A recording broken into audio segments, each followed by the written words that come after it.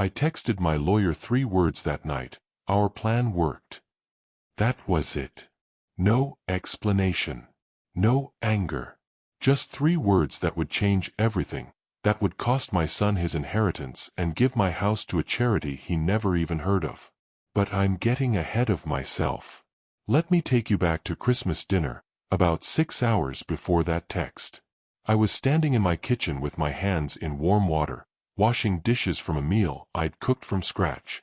The house smelled like rosemary and honey ham, just the way my late wife Carolyn used to make it. 30 years she'd been gone, and I still cooked like she was coming through that door.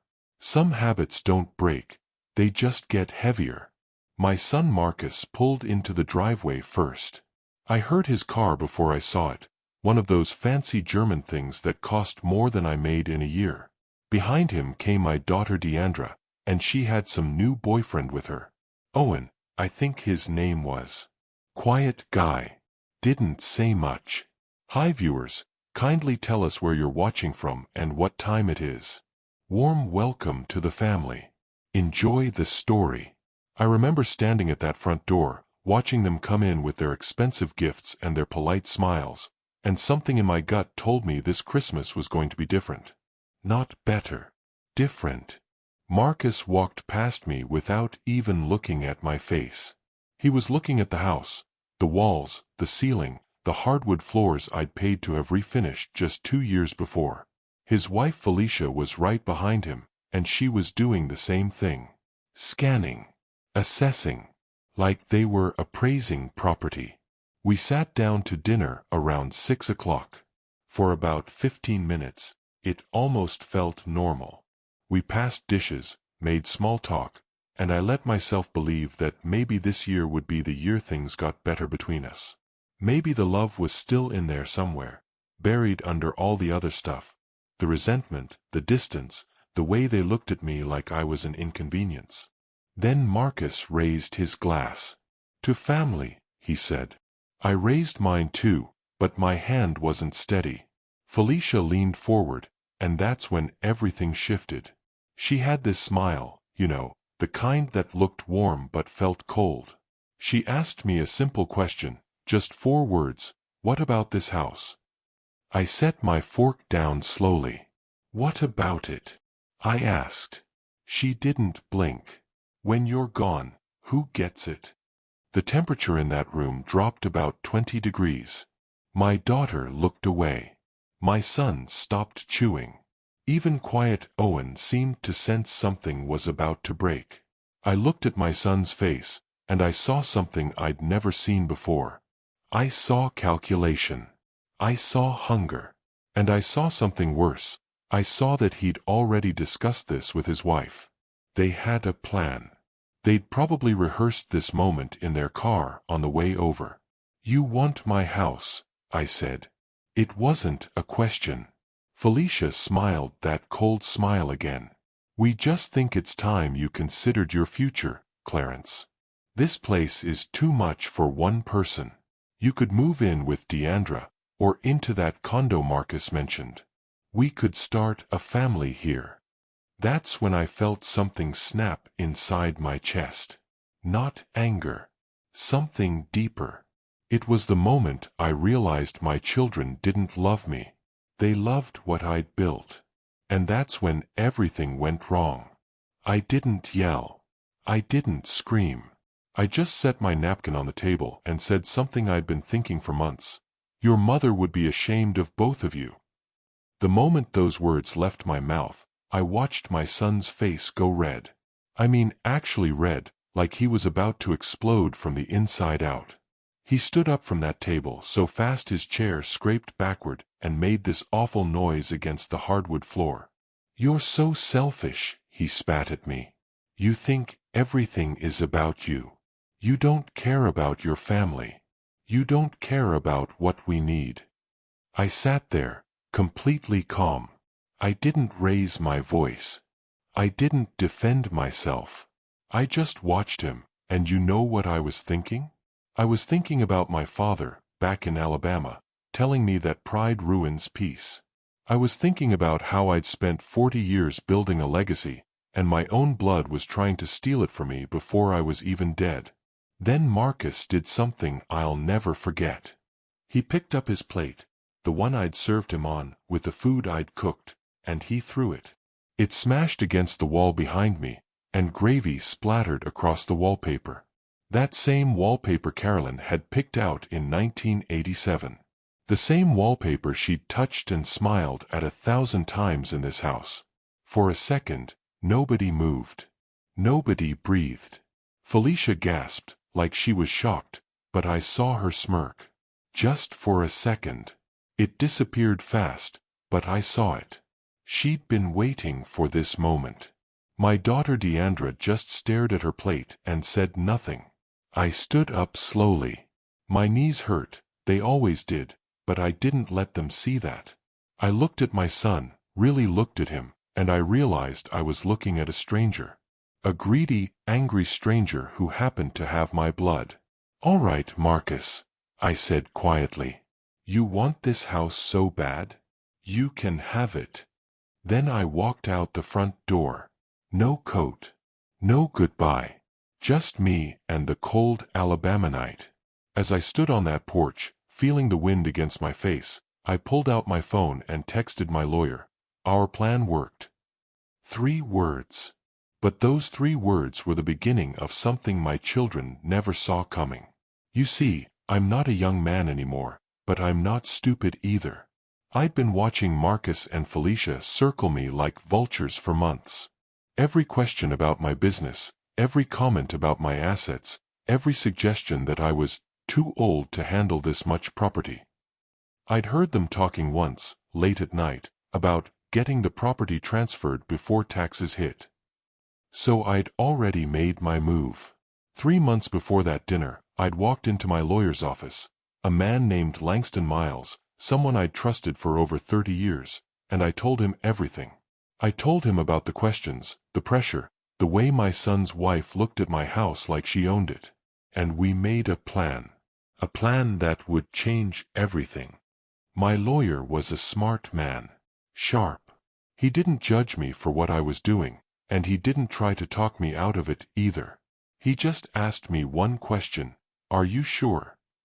I told him yes. So we got to work. Langston restructured my entire estate. The house on Elmwood Drive, the one my wife and I had built our life in, the one where we'd raised our children and hosted Christmas dinners and celebrated every milestone, that house was no longer mine. Legally speaking, it belonged to something called the Dupree Family Trust. But here's the catch, and this is where it gets good. The trust had conditions. Very specific conditions. If I ever vacated the property voluntarily, if I ever walked away from it on my own, it would automatically be donated to a local veterans charity I'd been supporting for 15 years. 15 years of donations, and nobody even knew. Not my children. Not even Langston, really, until I told him. My children would receive nothing from my estate if they ever attempted to claim my assets prematurely. That was the real kicker. If they tried to force me out, if they tried to manipulate me into giving them what I'd built, they'd lose everything. The house, the business, the properties. All of it would go to people who actually deserved it. That Christmas dinner was my test. I wanted to see just how low they'd go. How far they'd push before they showed me their true colors. And they failed spectacularly. Walking out of that house that night wasn't hard. It was the easiest thing I'd done in years. I drove straight to a lakeside cabin I owned about 2 counties over, one Marcus didn't even know existed. I'd bought it years ago, right after Carolyn died, as a place to think. A place to be alone. Marcus had never asked about it, so I'd never told him. The next morning, I called Langston from that cabin. "Do it," I said. Within 2 weeks, the house that my son and his wife wanted so badly was officially transferred. It was no longer a private residence. It was now the property of the Veterans Housing Charity of Central Alabama. My house, my sanctuary, was now going to help people who'd given everything for this country. When Marcus found out, he absolutely lost it. He drove to that cabin, pounding on the door like he wanted to break it down. I could see his face through the window, and I'd never seen him so angry, so desperate. "You ruined everything," he screamed. "You selfish old bastard. You ruined everything." I didn't even open the door. I just picked up my phone and called the sheriff.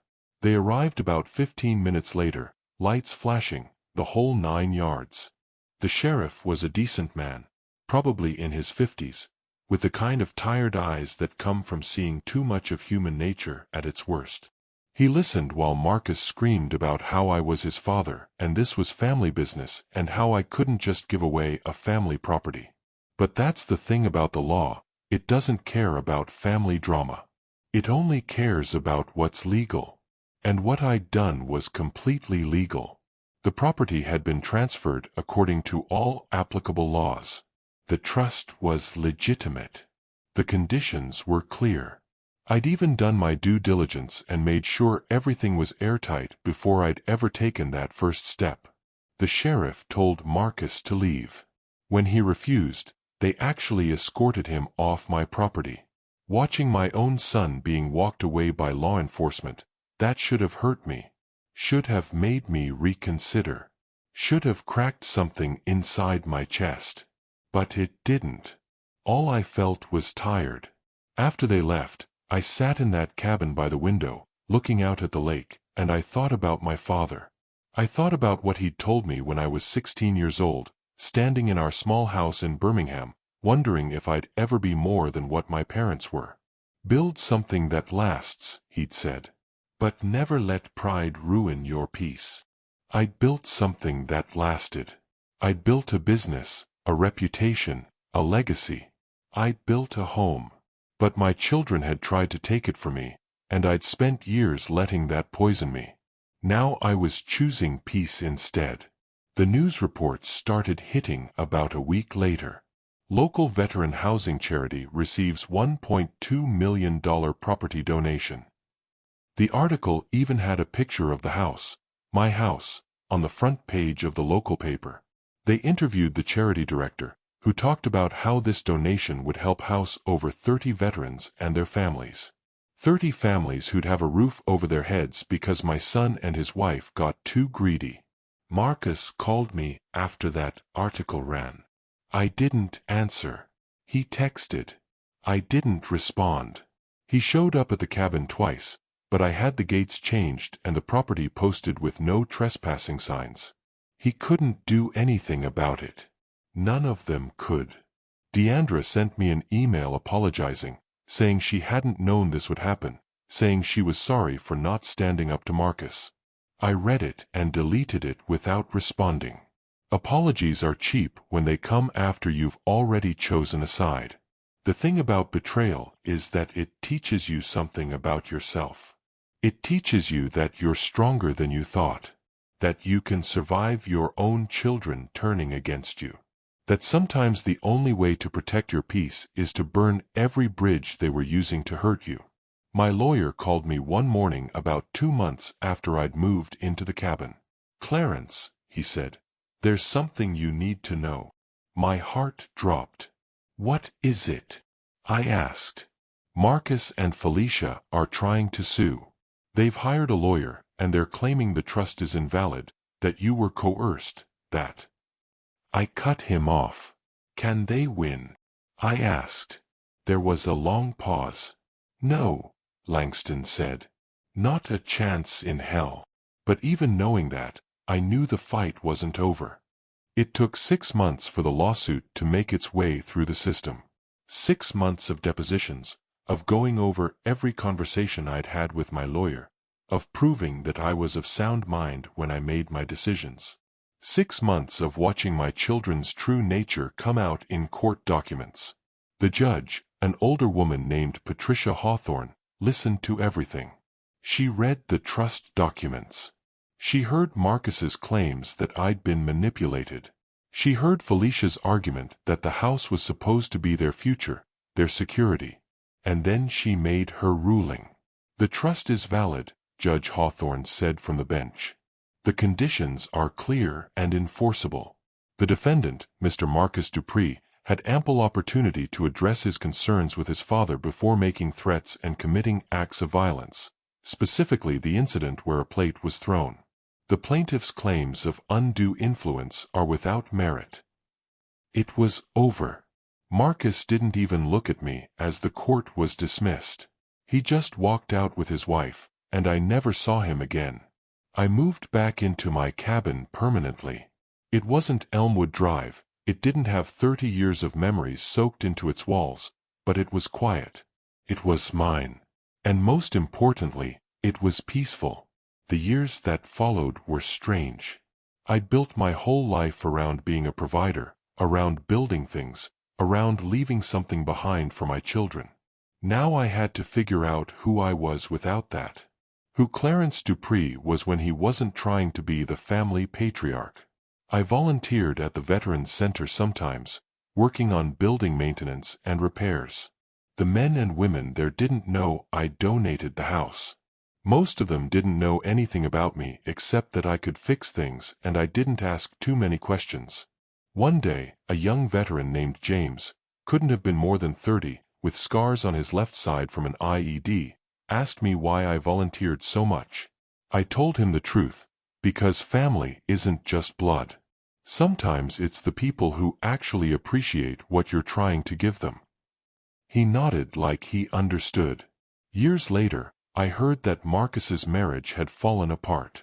Felicia left him for some tech guy in Atlanta. He tried reaching out to me a few times, letters mostly, since I never answered his calls. I read the first one. In it, he said he understood now. He said he was sorry. He said he'd been wrong. I kept that letter. I'm not sure why. Maybe because forgiving him and trusting him again were two different things. Maybe because some betrayals leave marks that don't go away, even after you've moved on. I'm 84 now. My health isn't what it used to be. I don't have a ton of time left in this world, and I'm okay with that. I've made peace with what happened. I've made peace with my children, or at least, I've stopped expecting them to be anything other than what they showed me they were. But here's what I want you to understand. This story isn't about revenge. It's about self-respect. It's about knowing your worth and refusing to be diminished by people who only see you as an asset to exploit. It's about walking away from toxicity, even when that toxicity has your DNA. And maybe that's the real legacy, not the house, not the money, not the business. It's teaching people that sometimes the bravest thing you can do is say no to people you love. The question I leave you with is this: what are you willing to walk away from to protect your peace? But that wasn't the end of the story. Not really. You see, endings aren't always clean. They don't wrap up in a neat little bow and go away forever. Sometimes they just shift into something different, something you don't expect, something that challenges everything you thought you understood about forgiveness and second chances. 5 years after that court ruling, I got a phone call that changed everything again. It was Deandra, my daughter. The one who'd sat silent at that Christmas dinner, the one who'd sent me that apology email I'd never responded to. Her voice sounded different on the phone, older somehow, more tired. Like she'd been carrying something heavy for a long time. "Dad," she said, and I heard her take a breath. "Owen and I are getting married. I know you probably don't want to hear from me, but I had to call. I had to tell you myself." I didn't say anything for a long moment. I was 84, living in that cabin, spending most of my time fixing things at the Veterans Center. I'd made a life without my children, and part of me wondered if that life was better, simpler, safer. "Congratulations," I said finally, and I meant it. She started crying. Actually crying, right there on the phone. "Dad, I'm so sorry," she said. "I'm sorry for that dinner. I'm sorry for not standing up to Marcus. I'm sorry for everything. I know I can't take it back, but I need you to know that I'm sorry." This was different from that email. This was raw. This was real. This was my daughter, breaking down, asking for something I wasn't sure I had left to give, forgiveness. I know you are, I said quietly. Will you come? She asked. To the wedding? I know it's asking a lot, but will you come? I stood there in that cabin, looking out at the lake, and I realized something important. Holding on to anger doesn't protect you from pain. It just keeps you stuck in it. Yeah, I said. Yeah, I'll come. The wedding was 6 months later, in a small church not far from where Deandra had grown up. Owen turned out to be a good man. Steady, kind, the kind of person who actually listened. I met some of Deandra's friends, people who didn't know me, people who were surprised when she pointed me out as her father. Marcus didn't show up. He sent a gift, something impersonal and expensive, but he didn't come himself. That told me everything I needed to know about whether he'd ever really understood what he'd done. But Deandra understood, and that mattered. After the reception, we sat together on a bench outside the church, and she held my hand the way she used to when she was little. I never sided with him, she said. I know it looked like I did, but I didn't. I was just scared. I was scared of what Marcus would do if I went against him, and I was scared of losing you. And in the end, I did exactly what I was afraid of. I lost you. You didn't lose me, I said. I'm here now, aren't I? She squeezed my hand. You didn't have to come. I wouldn't have blamed you if you didn't. That's when I understood the difference between the two of them. Marcus had demanded. He'd manipulated. He'd thrown plates and screamed and tried to sue me. Deandra had apologized. She'd cried. She'd asked, not demanded. And that made all the difference. I started spending time with her after that. Not a lot. I was old, and my body wasn't what it used to be, but enough. We'd have lunch, or she'd bring Owen to the cabin, and we'd sit on the porch and talk. She told me about her dreams, her fears, the things she wanted for her life. And I told her about my memories of her mother, about the early years when the family was still whole. One afternoon, about a year after the wedding, Deandra asked me a question that I'd been dreading. Have you ever heard from Marcus? She asked. I hesitated. A letter or two. Nothing important. He's not doing well, she said quietly. His business failed. Felicia left him years ago. He's struggling, Dad. I think he's in pain. I felt something twist in my chest. Part of me wanted to say he deserved it. Part of me wanted to feel nothing at all. But mostly, I just felt sad. What do you want me to do? I asked her. She looked at me with eyes that reminded me so much of Carolyn that it almost hurt. I don't know, she said. I just know that he's still your son, and I don't know if I can forgive him until I know that you can. And that's when everything got complicated again. I didn't contact Marcus right away. I sat with that for a long time, sat with the anger, the betrayal, the memory of him throwing that plate, of him screaming at me on my own porch. I sat with the fact that I'd given him nothing, and I'd meant it that way. I'd wanted him to suffer the consequences of his greed. But somewhere along the way, I'd forgotten something important. I'd forgotten that consequences don't have to last forever.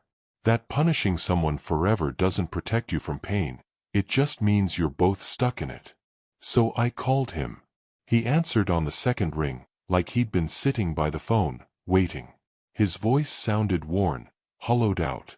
Dad, he said, and there was a question mark at the end of it, like he wasn't sure it was really me.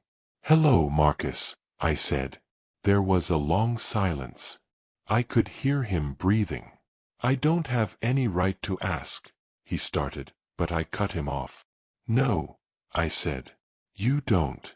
But I'm going to let you talk anyway. That's all I'm offering right now, a chance to talk. So he talked. He told me about the failed business, about how he'd spent the money he'd saved expecting to have my house to build on.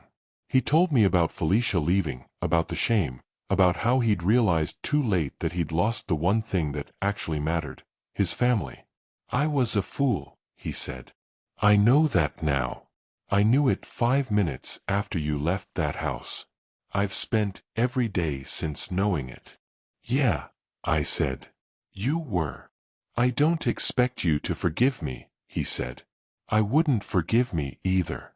I just needed you to know that I see what I did. I see how wrong it was." I listened to my son, my only son, the one who'd turned his back on me, and I heard something genuine in his voice. Not manipulation. Not calculation. Just a man who'd learned what it felt like to lose everything because of his own choices. "I'm 84 years old," I said. "I'm tired, Marcus. I'm tired of being angry at you. I'm tired of carrying this around inside me. So here's what I'm going to do. I'm going to let it go. Not because what you did was right, but because holding on to it isn't helping me. It's just making me old and bitter and sad." He started crying. Actually crying, like a kid. "I don't deserve that," he said. "No," I agreed. "You don't. But I'm old, and I'm tired, and I want to spend whatever time I've got left not hating my own son. So that's what I'm doing." We didn't become close friends overnight. That would have been too simple, too easy. The trust that had been broken didn't just rebuild itself because I said the words. But we started talking. Started meeting for coffee. Started the long, slow process of rebuilding something that could never be what it was before, but could maybe be something worth having. Marcus told me about his regrets. About how Felicia had manipulated him, making him think she loved him when really she just wanted the lifestyle. About how he'd been so focused on getting that house that he'd forgotten why houses mattered in the first place, because they were places to build a life with people you loved. "I wanted your legacy," he said to me once over coffee. "But I didn't understand that the real legacy was you. It was your values, your work ethic, your integrity. The house was just a building." I listened to him say that, and I thought about how pain is the best teacher. How some lessons have to cost you everything before you truly learn them. A year after we reconnected, Marcus was diagnosed with cancer. Stage 3. The doctors said he had maybe 2 years if he was lucky with treatment. I was sitting in that cabin, 75 miles away, when he called me with the news. And for the first time in a long time, I cried. I cried because he was my son, and he was dying, and no amount of anger was going to change that. "I'm scared," he said to me that night. "I'm scared of what comes after." "I know," I said. "Dad, I'm sorry," he said. "I'm sorry for everything. I know I've already said it 100 times, but I'm sorry." "I know you are, son," I said. "And I forgive you." And I meant it. The next year and a half was different from anything I'd expected. Marcus moved in with Deandra and Owen for his treatment, and I'd go visit him when I could. I'd sit in that house, the one Marcus had once desperately wanted to steal from me, and we'd talk about life. About regrets. About the things that mattered. One afternoon, as he was getting weaker, he asked me something. "Dad, what happened to the house? The one on Elmwood Drive. I never knew what happened after the lawsuit." I told him. I told him about the veterans, about how that house had sheltered over 30 families over the years. About how I'd gotten a letter from one family saying that without that house, they would have been homeless when the father came back from Afghanistan with PTSD so bad he couldn't work for a year. Marcus listened, and then he smiled. A real smile. Not the greedy smirk I'd seen so many times before. "That's good," he said. "That's really good, Dad. That house did more good for people who needed it than it ever would have done for me and Felicia. I'm glad." And I believed him. I believed that he meant it. 2 weeks before Marcus died, he called me into his room where he was lying in that hospital bed they'd set up in Deandra's guest room. He was thin, so thin you could see his bones through his skin, but his eyes were clear. "I want you to have something," he said, and he handed me a piece of paper. It was a letter. He'd written it himself, in his shaky handwriting. "Open it after I'm gone," he said. "Don't open it now. Just keep it." I held that letter for 3 days before he died. I held it through the funeral, through the burial, through the endless parade of people coming to say goodbye to someone they'd barely known. And then, sitting alone in that cabin at 2 in the morning, I opened it. "Dear Dad," it started. "If you're reading this, I'm gone. And I want you to know that the person I was at that Christmas dinner wasn't the person I became. I don't know if that matters. I don't know if it makes up for what I did. But I need you to know that these last years, reconnecting with you, forgiving myself through your forgiveness, those were the best years of my life. Better than any house. Better than any money. Better than anything I spent so long trying to get. I love you, Dad. I hope you know that. I hope you believe it. Marcus." I sat there in that cabin, reading those words over and over again, and I understood something that took me 84 years to learn. Forgiveness isn't weakness. Forgiveness isn't giving up. Forgiveness is choosing to let the future be something other than the past. After Marcus died, things shifted again. Deandra and I became even closer. We talked about him, about the good parts and the bad parts, about how complex people are, about how we're all just doing our best with what we know. I started spending more time away from the cabin, more time with Deandra and Owen, more time at the Veterans Center. I wanted to be around people. I wanted to matter to someone. One day, Deandra asked me if I had any regrets. About the lawsuit. About giving the house to charity. About all of it. I thought about it for a long moment. "No," I said finally. "I did what I had to do at the time. But if I could go back, I'd try to see the man Marcus could become instead of just the man he was. Maybe I couldn't have changed anything. Maybe he had to learn the hard way. But I wish I'd been less certain about everything." She reached over and squeezed my hand. "You're a good man, Dad," she said. "I know Marcus knew that too, by the end. That mattered to me more than I expected it to. I'm 87 now. I don't know how much time I've got left. Could be tomorrow, could be 10 years, could be somewhere in between. The doctors say my heart's still strong for an old man, but they also say you never really know.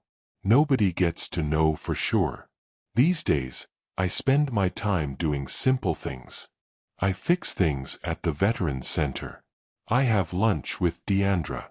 I sit on my porch and watch the lake change with the seasons. And I think about life, about how it's never as simple as you think it's going to be.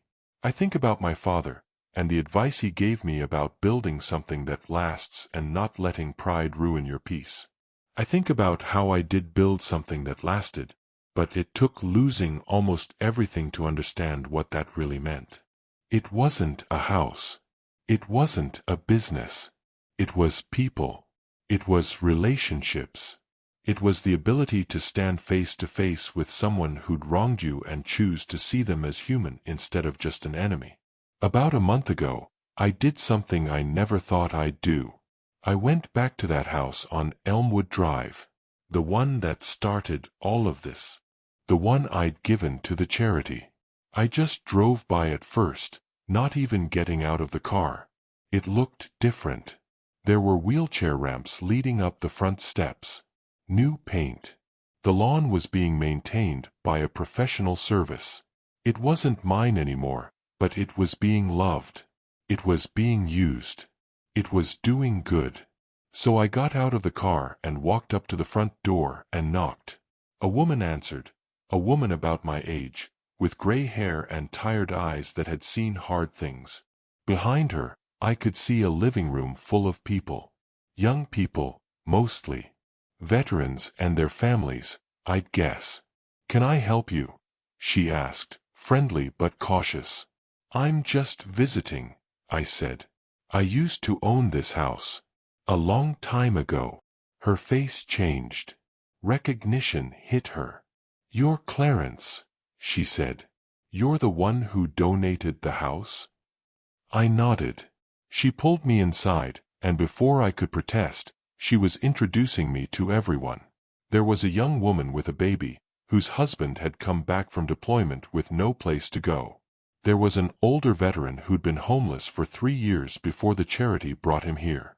There were kids who were safe and warm and had a place to call home. One of the kids, couldn't have been more than 6, asked me if I used to live here. I did.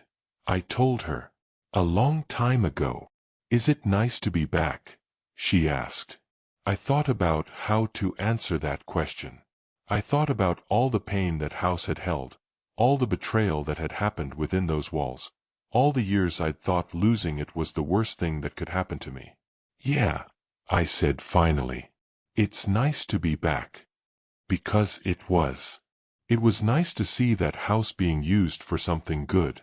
It was nice to see that all the years of work, all the sacrifice, all the struggle, they'd added up to something that mattered. That evening, I sat with the director of the charity, a woman named Sarah who reminded me a little of Carolyn. This house has changed people's lives, she told me. I hope you know that. I hope you know that what you did, giving this up, it mattered. I know it did, I said. But I didn't know it at the time. She smiled. That's not how these things work, is it? We never know if we're making the right choice when we're in it. We only know later. Yeah, I said. That's about right. As I drove back to the cabin that night, I thought about the old Clarence. The one who was so sure of his righteousness, so certain that cutting his son out was the right thing to do. That Clarence had been angry. And justified. And also, I realized, very alone. This Clarence, the one I'd become, was at peace. And that was worth more than any house, any legacy, any amount of money. Because I'd learned what my father tried to tell me all those years ago.